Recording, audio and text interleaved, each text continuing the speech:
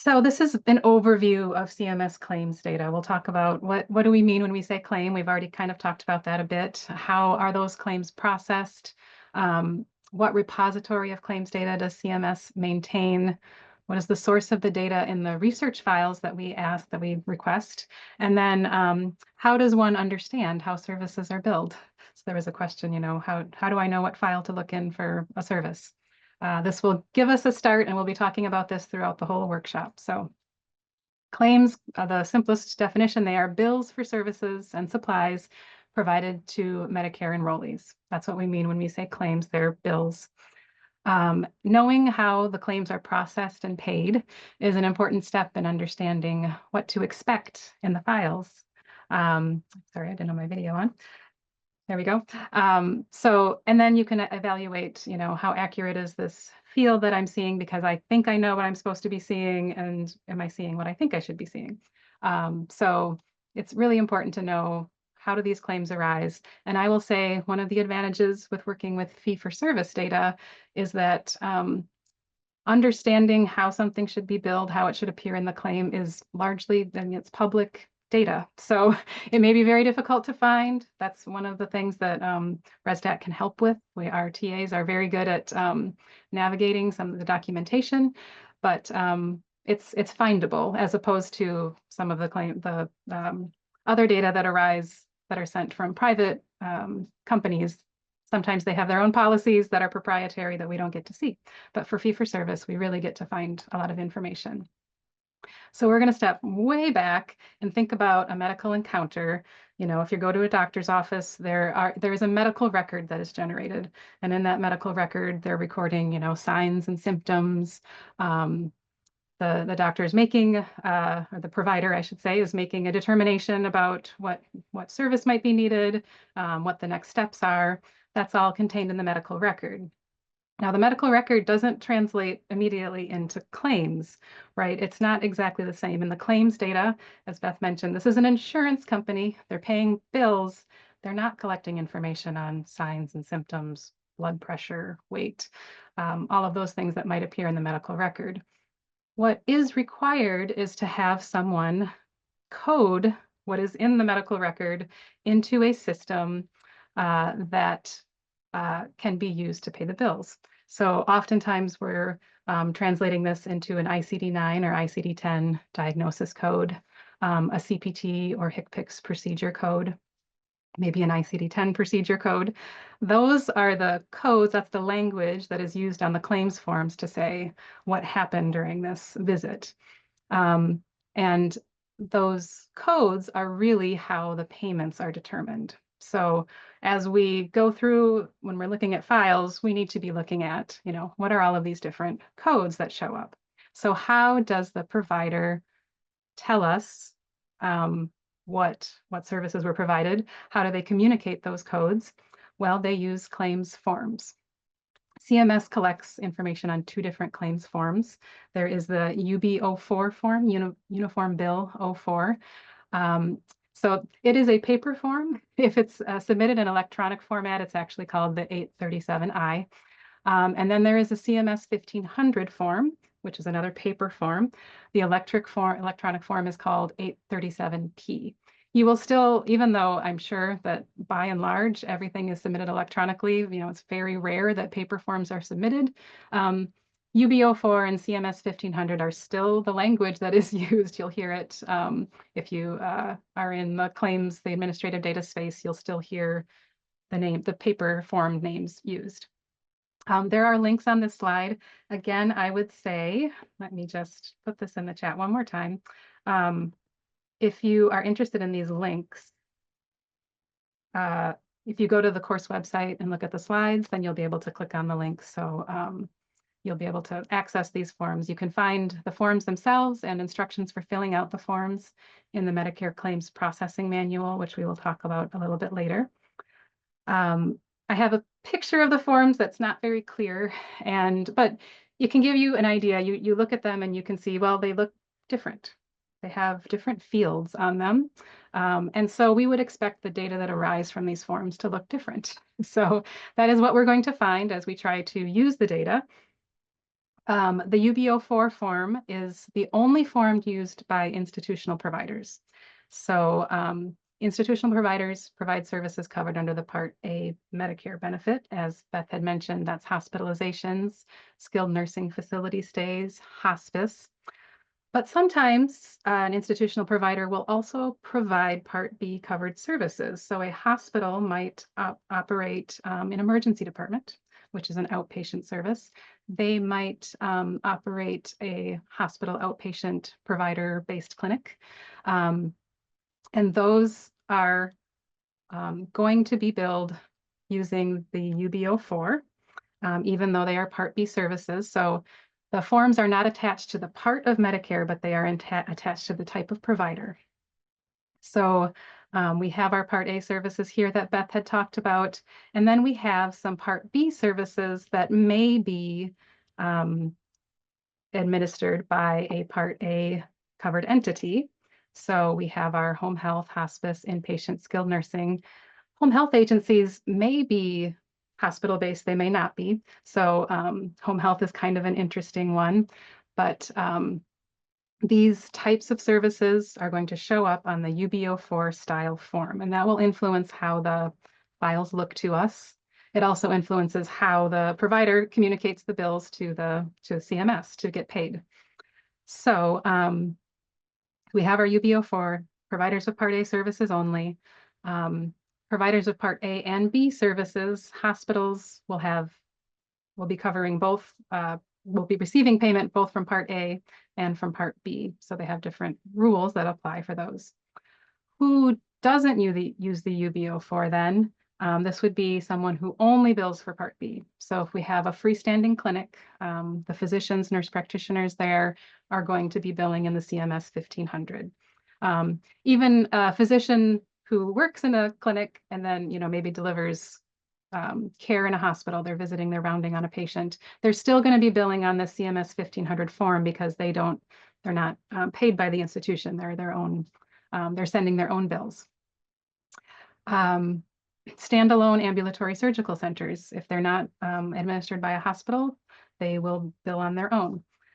Durable medical equipment providers are going to use CMS 1500. So the claims processing is by the form type. Claims are sent from the provider to the Medicare administrative contractors.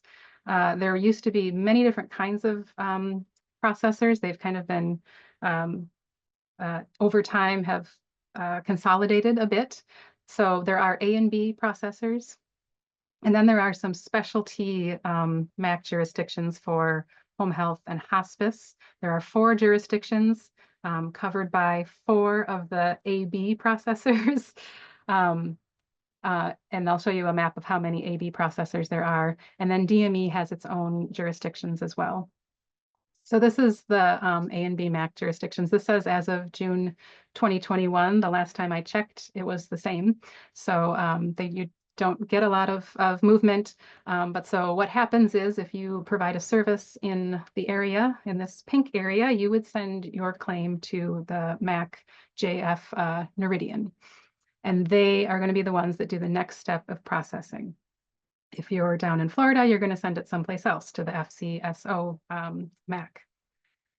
So the role of the processor, they enter the claim that they receive into their system, and they edit it for consistency and look for any errors. They will calculate a payment, and they may deny the claim right away if they see that that doesn't follow Medicare coverage rules. Medicare doesn't cover that service, so we're just going to send it back to the provider.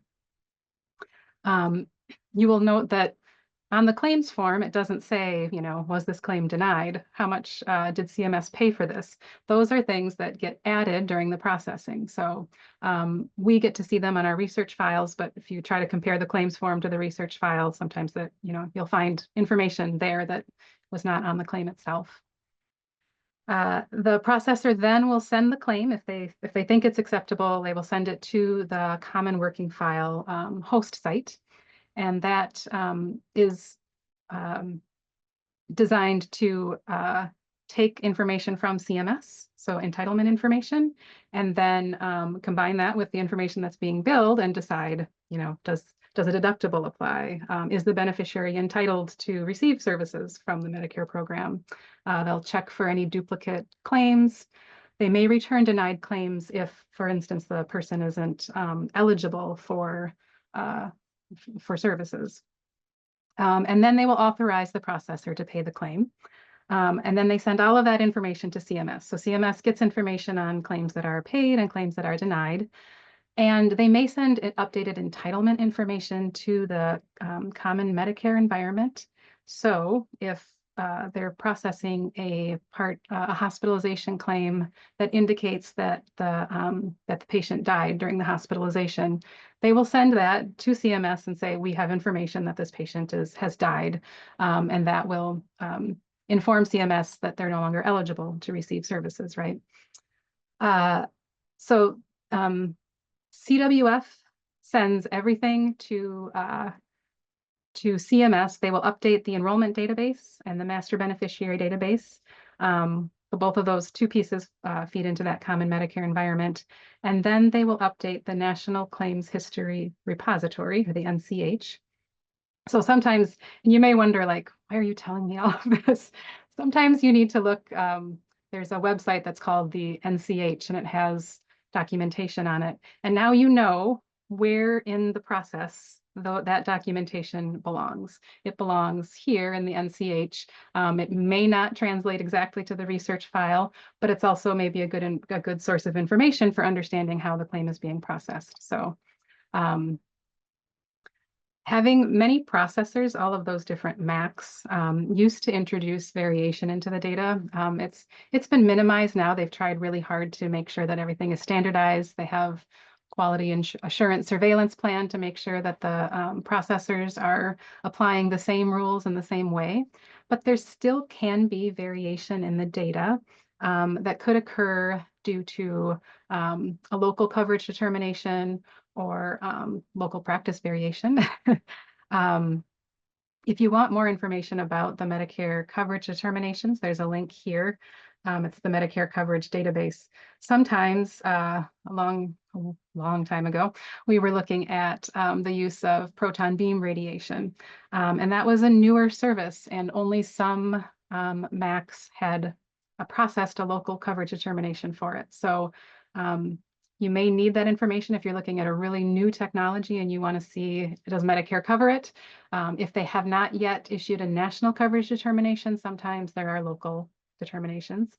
And this, if you go to this website, there's a document that shows like which national coverage determinations are in the pipeline right now. What is CMS deciding on whether they're going to cover or not?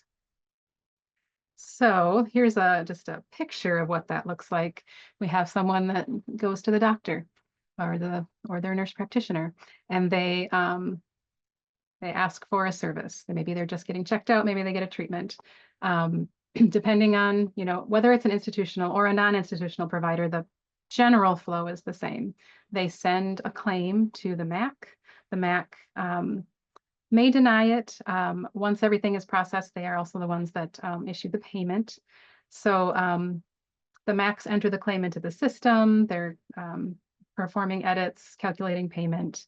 And then if they've determined everything is okay, they send it to the CWF host, which is the one that compares the claim to the entitlement information to make sure that the person is eligible. They're looking for any duplicate claims that might have come in. And then they are the ones that authorize the payment. They respond to the MAC, which is the one that pays.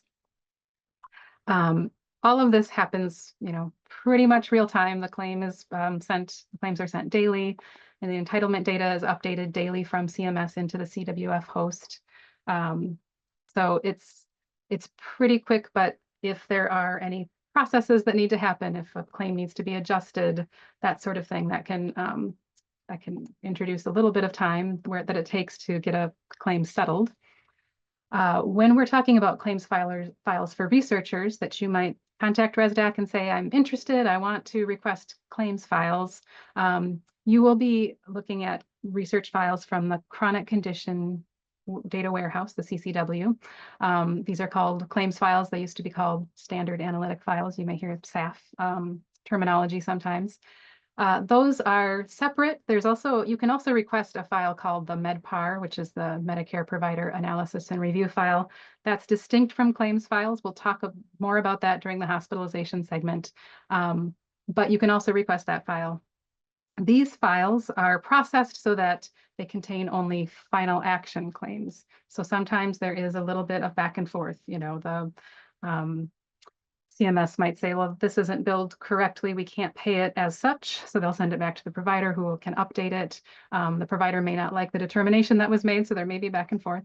But what we get from in the research files is final action claims. So all the adjustments on a claim are rolled up into one record. Now that doesn't necessarily mean that a single service will only have a single claim. It is possible that maybe two separate claims were sent for that service if a hospitalization is extra long, for example. You know, they may split it over two claims for to make their finances make sense. You still might see two separate claims with the same kind of dates on them, but all of the actions that were taken on each of those claims is rolled up into one record. And we have information in the files about whether there's full payment, whether parts of the claim were denied, or whether the full claim was denied. There is a white paper that CCW puts out. It's called Medicare Claims Maturity. That gives information about how often or how long it takes for Medicare claims to roll in. A lot of Medicare claims, you know, because it's a pretty seamless process, are going to be submitted and paid within probably 3 months of the service, but providers have up to 12 months. So this Medicare claims maturity kind of gives you information about how long it takes to get to that final action stage. When you request CCW claims files, each file contains claims for services rendered in one calendar year based on the claim through date. When CCW is creating their files, they leave them open for 365 days before they're considered final and they can create the annual file. This is sometimes referred to as claim runout. It allows for that 12-month window a provider has to submit the claim. Oftentimes there might be adjustments within that 12-month window. So that is why when you are requesting data, there's a little bit of a lag. It's about a year. Right now, you can request the 2023 data. You can request it from CMS, but they won't be able to deliver it until 365 days has passed from December 31st, 2023. So if you need more up-to-date data, you can request quarterly data, which has a shorter runout. That's only, it'll be a 3-month data file. And then they give, I think, 1.5 months to you know, get more claims in, and then they will send it to you. And you can get an annual update with that. So you can request 2024 quarterly claims now, and those are typically available about, I think, 6 months after the start of the quarter, or 4.5 months. So there is just a little bit of time to make sure all that processing happens. So the claims files are arranged by type of service. So for the institutional claims files, which will all have a similar structure that we'll talk about, the hospital inpatient, hospital outpatient, skilled nursing, home health, and hospice, because they arise from the same type of claim form, we will see that when you request the files, they will show up in a very similar way, similar file segments and similar variable names. The non-institutional files, the physician, freestanding, ambulatory surgical centers, labs, those all show up in the carrier file. And then the durable medical equipment has its own file as well. So each of these institutional types of services will have their own file. And then there's really 2 files for the non-institutional services. So when we look at the UB04 form, which is, you know, hospitals, home health, hospice, outpatient, skilled nursing facility, their processors are the AB and home health and hospice MACs. They will send it to the common working file, which it ends up in the National Claims History Repository once all the action has been made on it. And then CCW processes it to make the data available to researchers. CCW performs an excellent service in rolling it up to final action and also in providing us with a beneficiary ID, which means that you can link across all of these files for a single beneficiary. We don't, even though the claims form collects the patient's name, we don't get that information, but we have a Beni ID, which is just what we need and no more than we need. There's also some further processing from claim level to stay level observations in the inpatient MedPAR and skilled nursing facility MedPAR. We'll talk about this in segment F, but these will, it's handy. So as I said, a hospitalization might be split on around 2 claims. When you look at the MedPAR, then it just shows up as 1 stay. So that can be useful.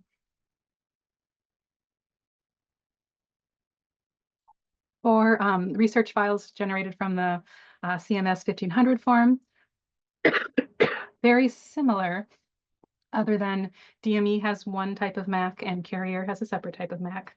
That's the Medicare Administrative Contractor. But again, common working file to the National Claims History Repository, and then the files that are made available to researchers, again with a Beni ID, meaning that we can link across the files.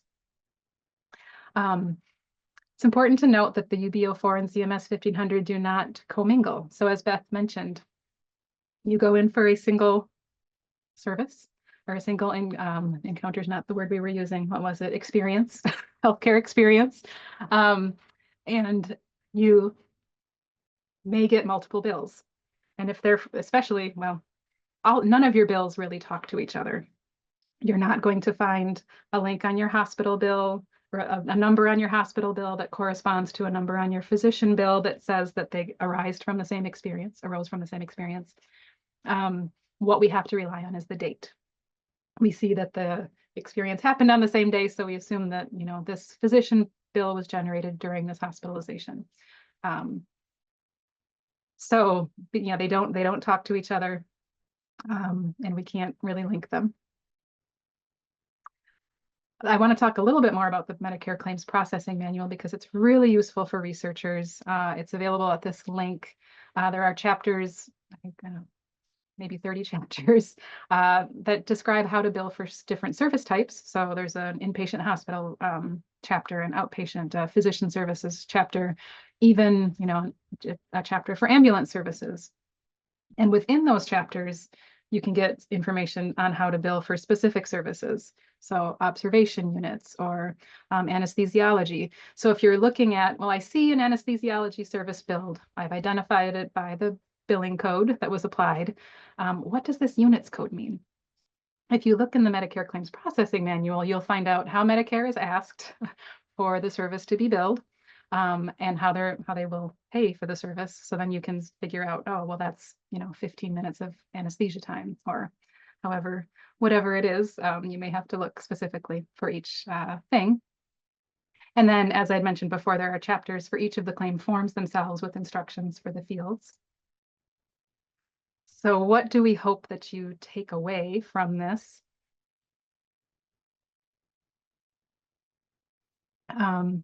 Really that the type of setting, the form, the type of service, they all translate to different files. And a full assessment of a particular healthcare experience may require multiple files. And that's what we're going to be doing throughout the workshop. We'll be talking about specific files, and then we'll have an exercise which kind of shows how those files, how a specific experience might show up across different files. And breaking down events across files, what happened when and where, may be very complicated. So depending on Medicare billing rules, it's very important to know the billing rules. Services during an ED visit that result in an inpatient stay, you might say, I know this one. EDs are outpatient services, so I'm going to look in the outpatient file. But because most inpatient hospitalizations are paid under prospective payment, meaning a DRG is assigned that's designed to pay for the entire encounter. The ED visit, if it happens within 3 days of that hospitalization for the same thing, might get bundled into the inpatient stay. So you may have to look for emergency department visits in the inpatient file as well. We will talk a little bit more about this in following segments, but just know that these data are complicated, but not unknowable. So that's what ResDAC is here to help you. And we're just happy to answer any questions that you have. And I like to talk about just some principles of claims data analysis. As we get these research files, as Beth had said, we have to remember that the claim systems are used to pay providers. Medicare is an insurance company, right? So knowing how the Medicare program has defined the billing for a service, that helps you know how to identify the service in the data. Helps you know which research file to use, which we've been talking about. And also to know how the Medicare program pays for a service. Knowing that will inform what appears on the bill. So when we look at hospitalizations, then we never find an itemized list of drugs. And that's because the way the Medicare program has set out to pay for hospitalizations is they will pay for the general service that's being provided and assume that all the drugs that are being provided are going to be included in that payment. So we don't find itemized lists of drugs. The data elements that are important for payment, again, because these are claims, these are being used to pay providers, they will be the most scrutinized, and they'll be filled very well, and they'll give us really good information about, this is what happened, this is what was paid for. There are some fields that are collected on the claims that aren't really important for payment. And then it's usually helpful to kind of use more than one data field to increase your confidence. There's a admission source variable that may say someone was admitted from the emergency room.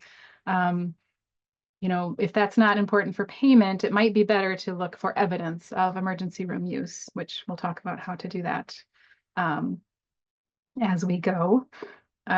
So I have a quick poll to launch just to see which of the following for you is important in determining which claim form is used. So is it the location of the service, whether it's Part A or B, or whether the billing organization is an institutional provider or not?